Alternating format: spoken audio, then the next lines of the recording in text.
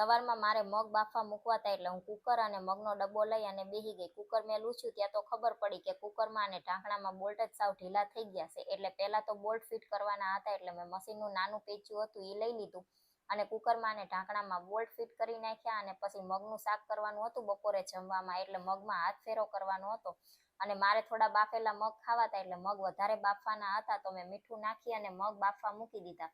મગ બફાય ત્યાં સુધી મારે બાકીનું જે કામ હતું એ પૂરું કરવાનું હતું. એટલે પહેલા તો મારે કચરો વાળવો હતો, પણ કચરો વાળું એ પહેલા ધાણા જીરું અને મીઠુંની ડબ્બી કાલે ધોઈ નાખી હતી એ ભરવાની હતી. કચરો વાળ્યા પછી આ કામ કરું તો વેરાય, એટલે પહેલા જ મેં ધાણા જીરું અને મીઠુંની ડબ્બી ભરી અને તૈયાર કરી દીધી અને પછી કચરો વાળવાનું કામ લઈ લીધું.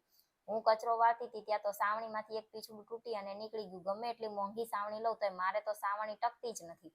અને આજે તો મારા અને જયદીપના બંનેના કપડાનો કલર જતો હતો એટલે બંનેના કપડા હાથે જ ધોવાના હતા અને કપડાનો કલર જતો હતો એટલે પાવડરમાં પણ નહોતા બોળવાના. એટલે કપડાં અને વાસણ લઈ અને હું બેહી ગઈ ચોકડીમાં. કપડાં વાસણ ને બીજું બધું કામ પૂરું થઈ ગયું એટલે મેં બેઠા બેઠા લસણ ફોલવાનું હતું તો લસણ ફોલી નાખ્યું. જ્યારે શાક વઘારવાનું થાય ત્યારે લસણ ફોલવું પડે એટલે આજે તો ચટણી બનાવી અને ભરી લીધી અને બપોરે જમવામાં શાક રોટલી તૈયાર થઈ ગયું. વિડીયો ગમે તો લાઈક કરજો, ચેનલને કરી દેજો સબસ્ક્રાઈબ.